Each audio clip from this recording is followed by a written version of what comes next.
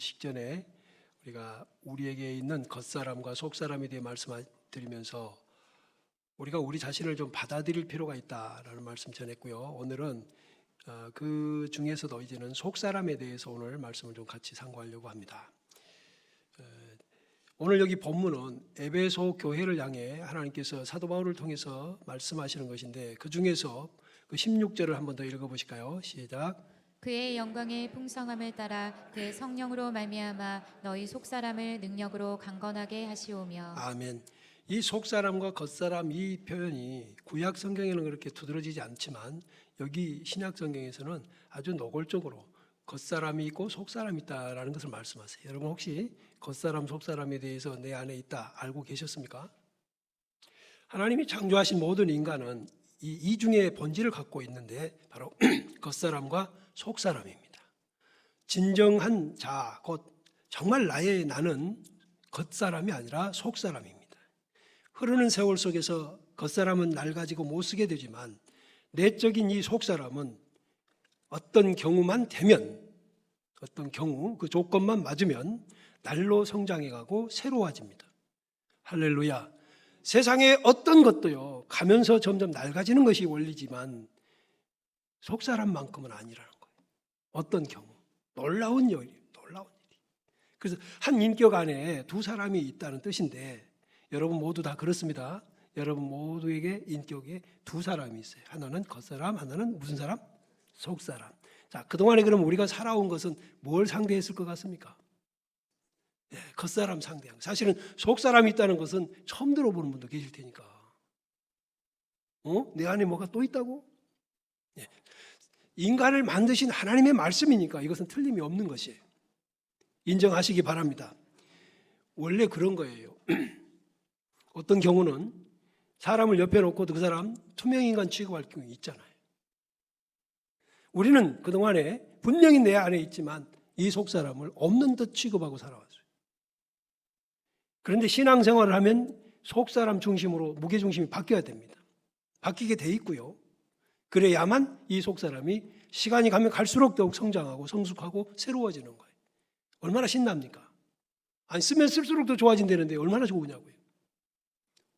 여러분, 그래서 예수 믿는 사람이 바로 이러한 행복을 누리고 이 만족 속에 살게 되기를 축복합니다.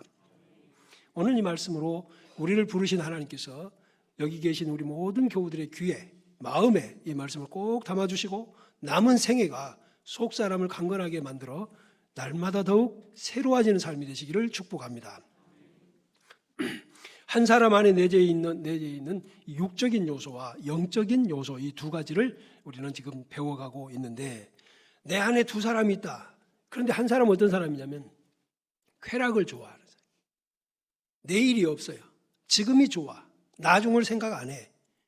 그래서 육체의 쾌락이 원하는 대로 촉각적이에요. 손에 만져지는 대로, 느껴지는 대로 감각적으로 살아가요. 시각적으로 살아가요. 그러나 그와는 또 정반대로 한 사람은 매우 숭고합니다. 고상합니다. 하나님의 법을 쫓습니다. 사람다움이 그에게 있습니다.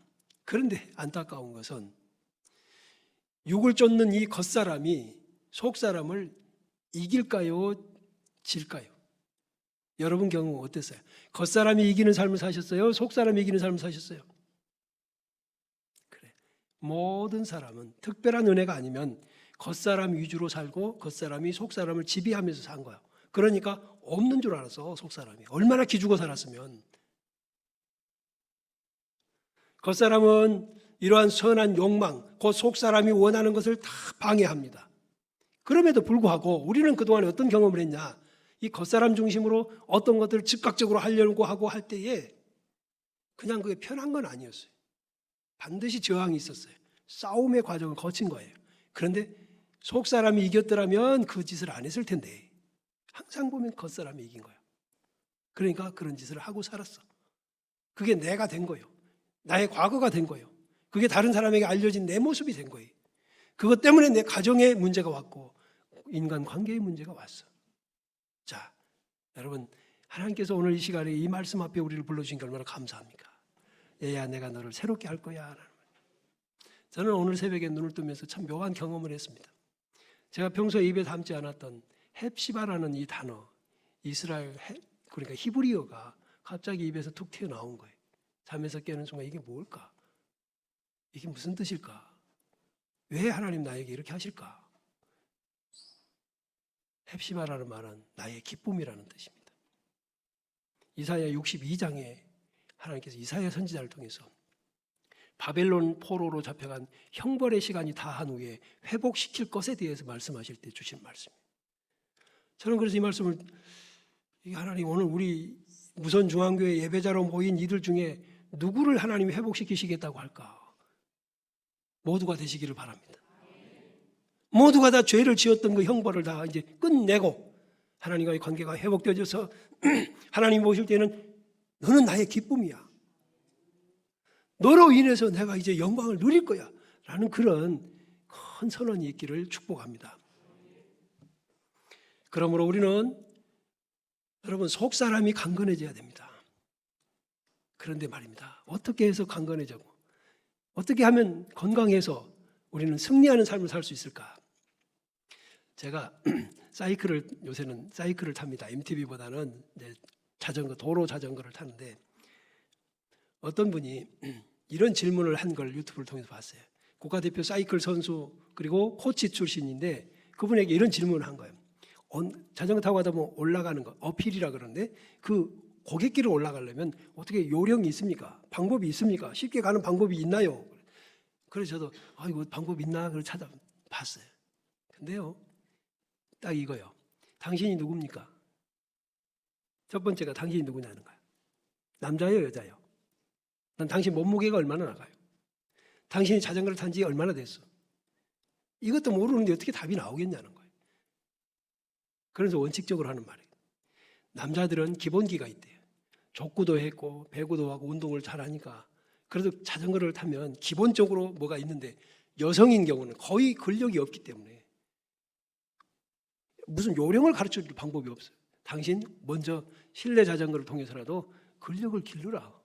그게 첫 번째 올라가는 방법이다. 맞는 거 맞죠? 여러분 지금 이 속사람을 강건하게 하는 것은 방법이 따로 있는 게 아니야. 내가 먼저 기본기를 닦아야 돼. 먼저 관심을 가져야 돼. 자, 제가 여러분 어필, 케이던스 하는 자전거 전문 용어를 해봐야 여러분 하나도 못 알아듣죠. 그런데 여기 중에 알아듣는 분도 또 있을 거예요. 해본 분은 알아. 자, 이제 그러면 여러분도 영적인 것, 속사람이라고 하는 단어에 먼저 주목하시기 바랍니다. 이제껏 나는 그런 거 상관없었어. 그냥 잘 먹고 잘 살면 됐어. 근데 그게 아니다. 이제는 내 안에 속사람이 있구나. 어떻게 하면 되지? 하는 것을 첫 번째 관심부터 갖는 것이 출발선입니다. 자, 그래서 속사람이 강건해져야 겉사람을 이길 수 있어요. 맞죠? 모든 싸움은 강한 사람이 이기는 거예요. 세상의 모든 싸움은 양보가 없잖아요. 싸움에 무슨 양보가 있겠어? 싸움은 1등밖에 없는 거지. 그러니까 강한 사람이 이기는 거예요. 강하려면 훈련해야지. 관심이 있어야지.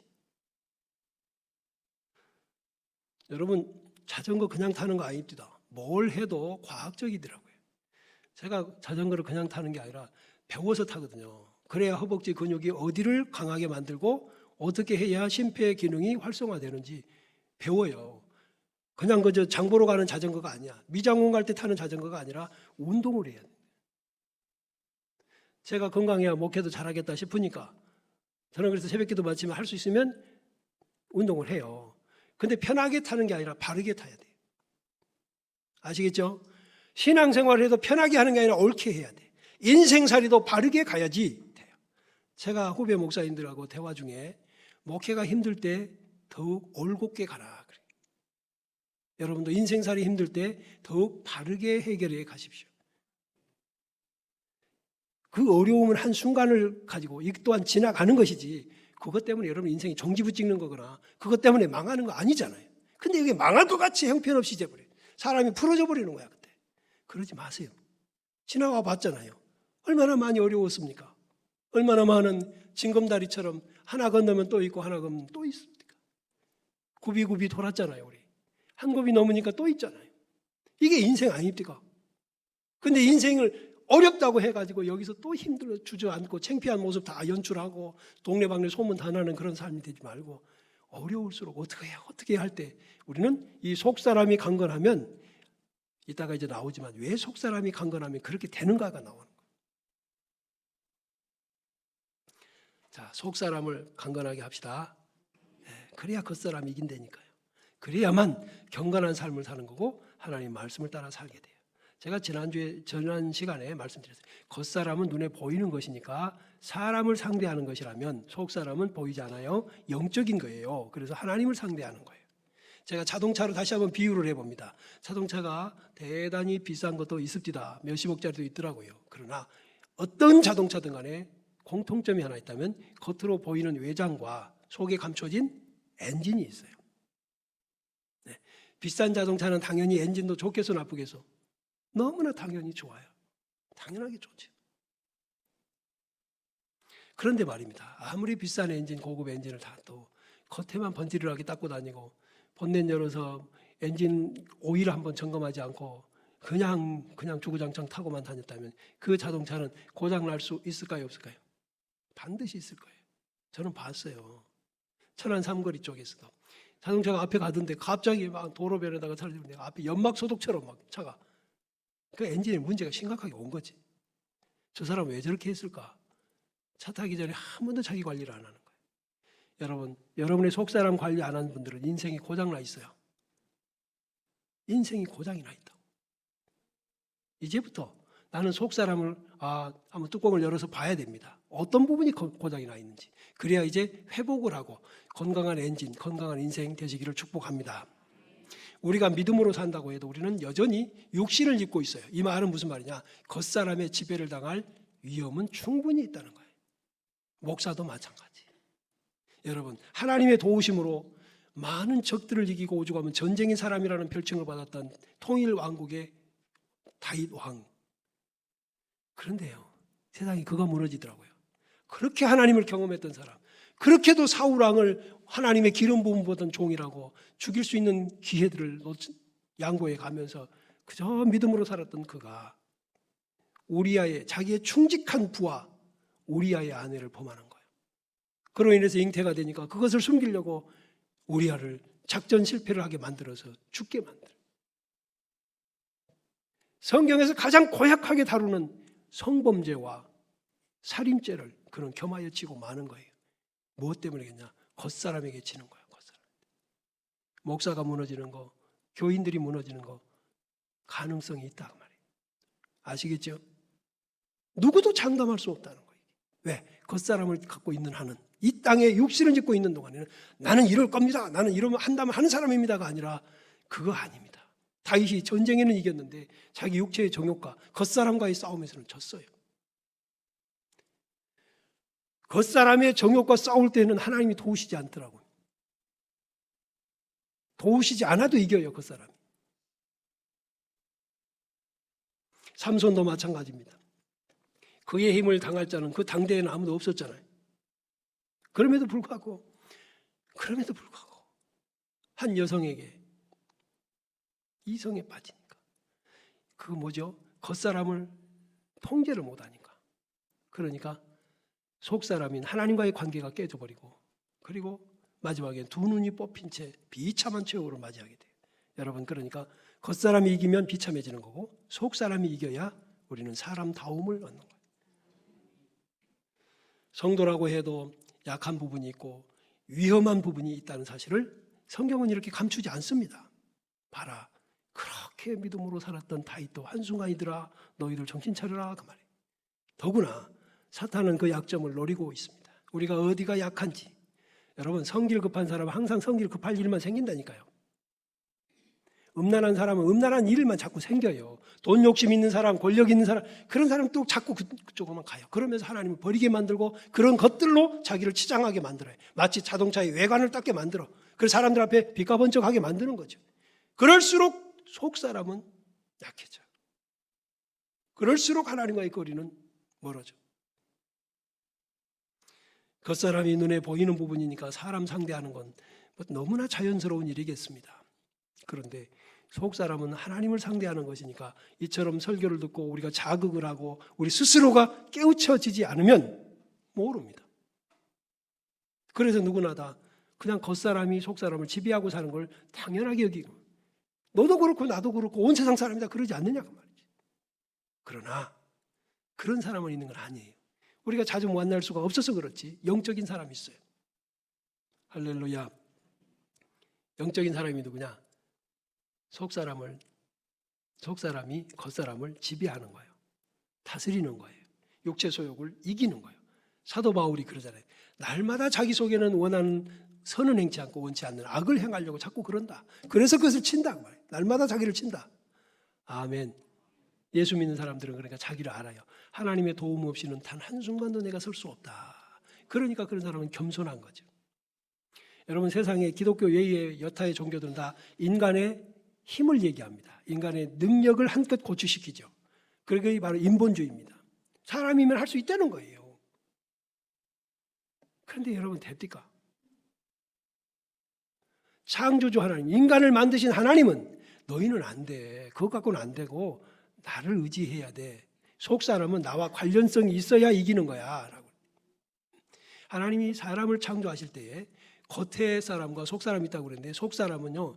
겉 사람은 어떤 것들로 막 채우면 되지만 속 사람은 딱 채워져야 할 게 있네. 하나님과 관련된 것이 채워져야만 만족해요. 할렐루야.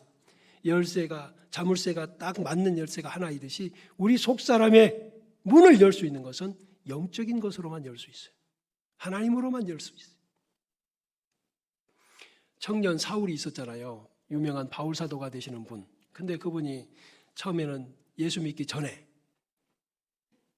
얼마나 강팍하게 예수 믿는 사람들을 괴롭혔는지 스데반 집사님이 복음을 전하실 때 저 사람 죽여 없애자 투표를 해요. 찬성 반대. 근데 이 청년 사울은 죽입시다 하고서 찬성 쪽에 표를 던졌다고 나중에 고백하잖아요. 그랬는데 그가 하나님을 만나는 과정은 극적인 현상이 있어요. 오늘 새벽에 나오신 분 배웠을까요? 사도행전 9장에 보면 저 멀리 다메섹까지 남의 나라까지 도망가 있는 예수 믿는 잔당들을 잡으러 가는 거예요. 스스로. 그 먼 길을 가요.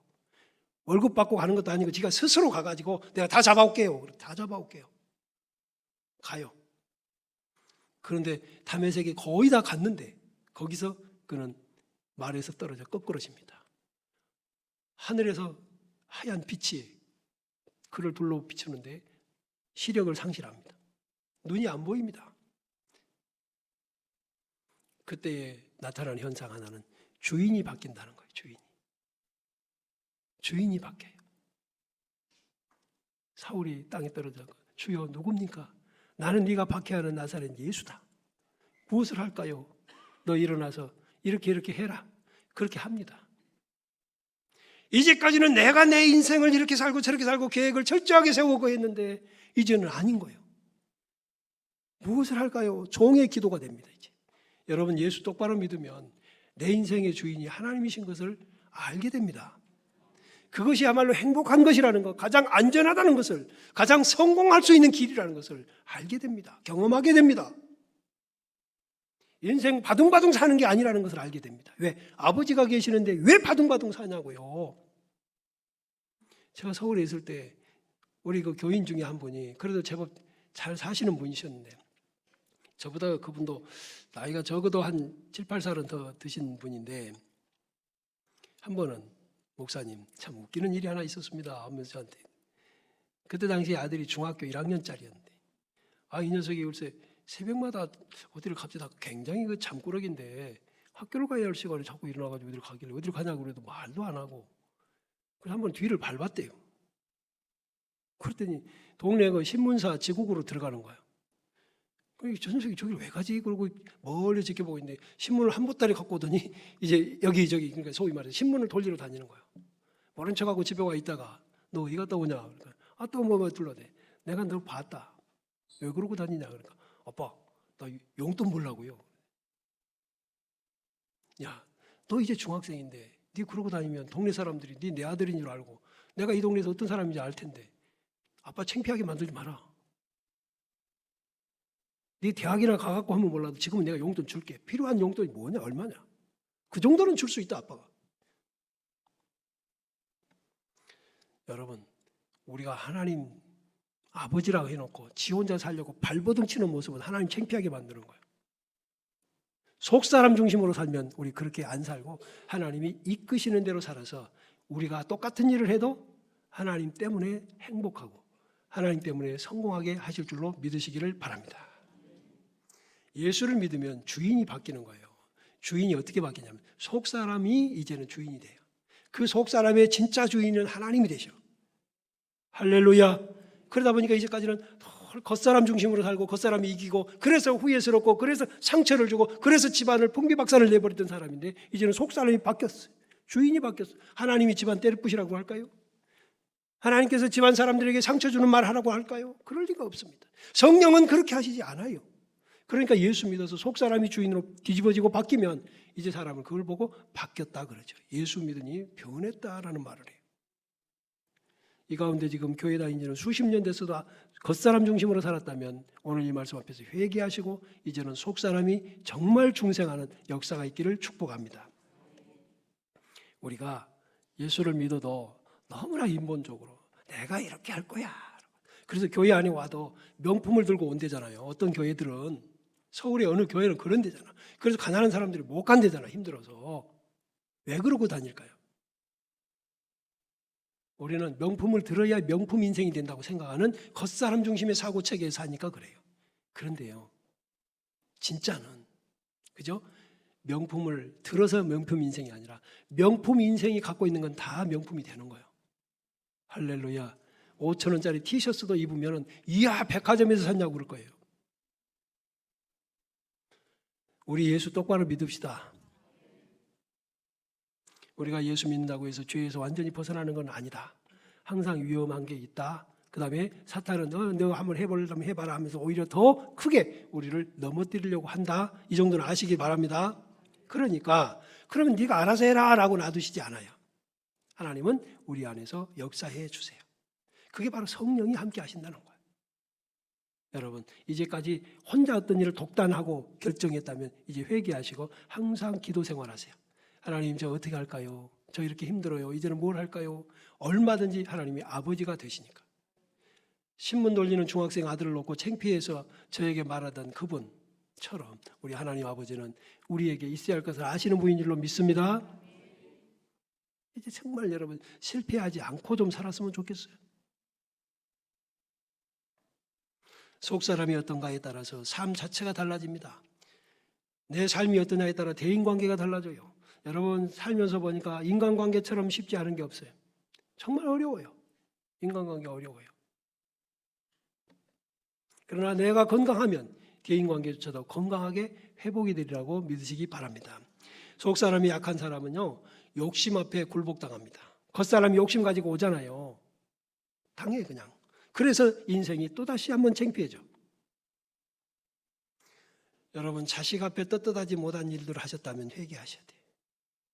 자식이 알아도 괜찮을 만한 일을 하실 수 있는 속사람이 강건한 인생 되기를 축복합니다.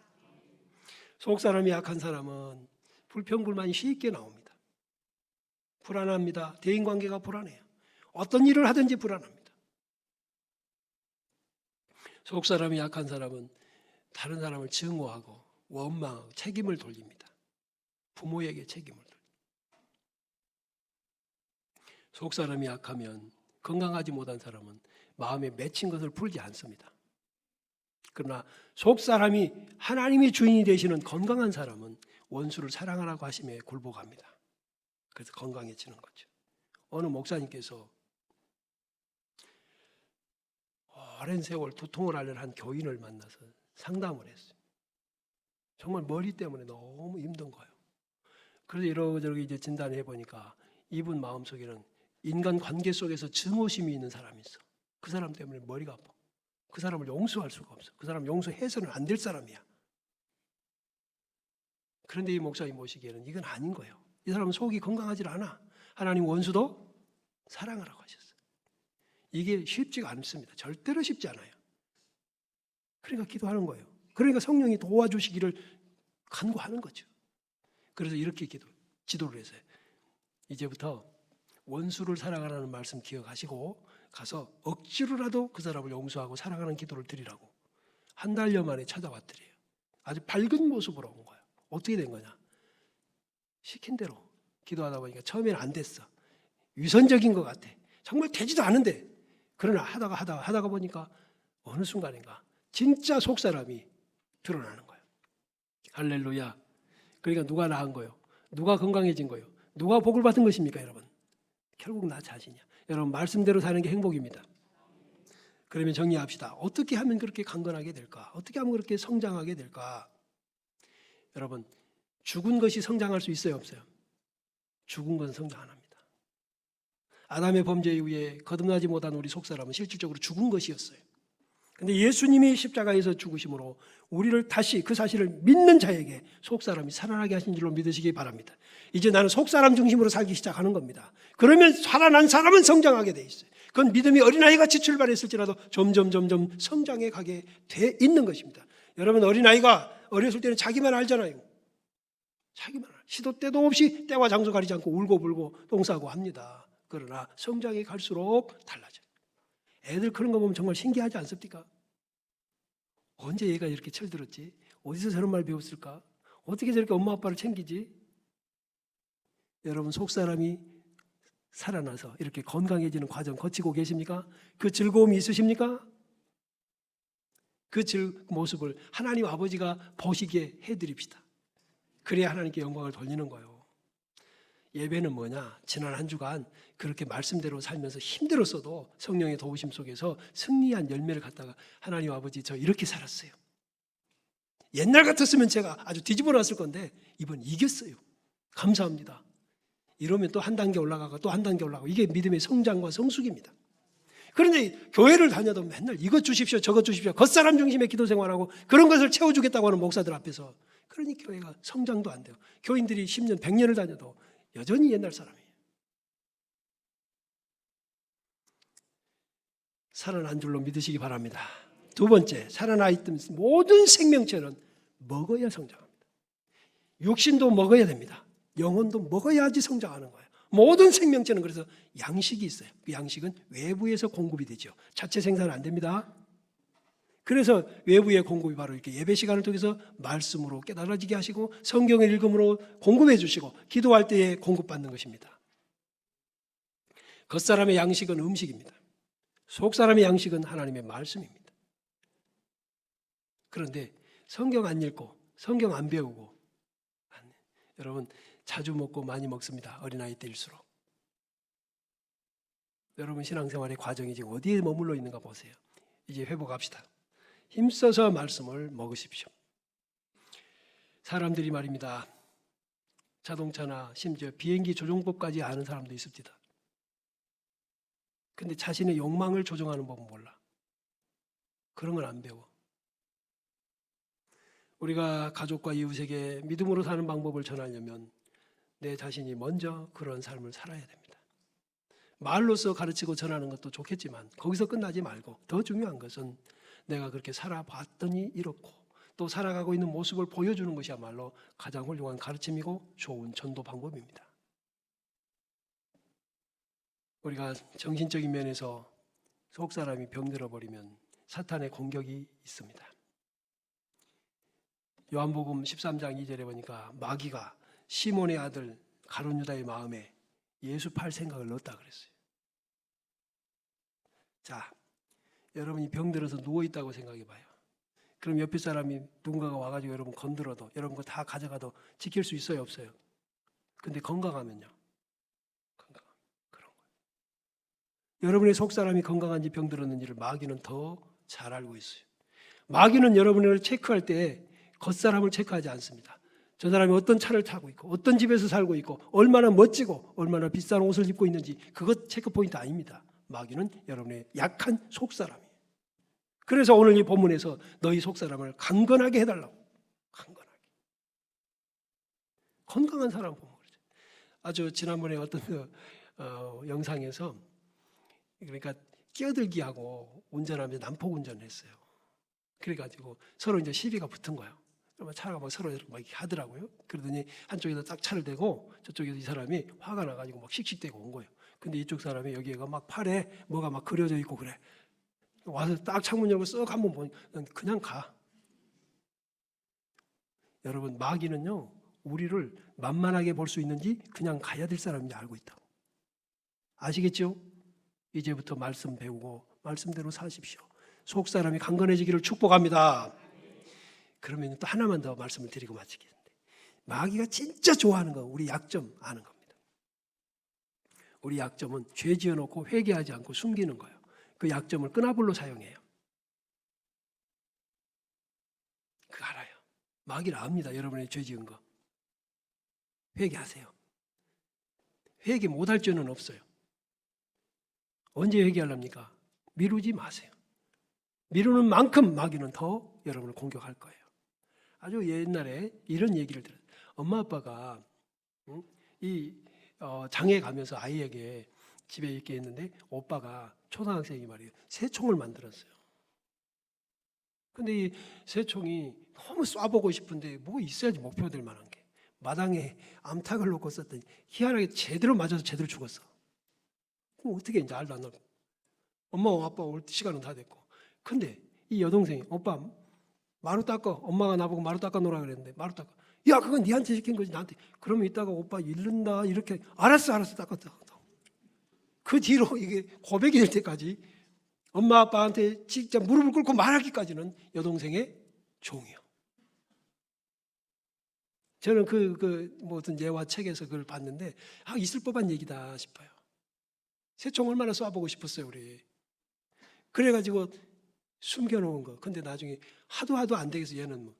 그래서 사실은 이렇게 했어요. 어디다 뒀니? 그래가지고 와서 저녁에 잘 먹었어. 여러분 하나님 우리 아버지세요.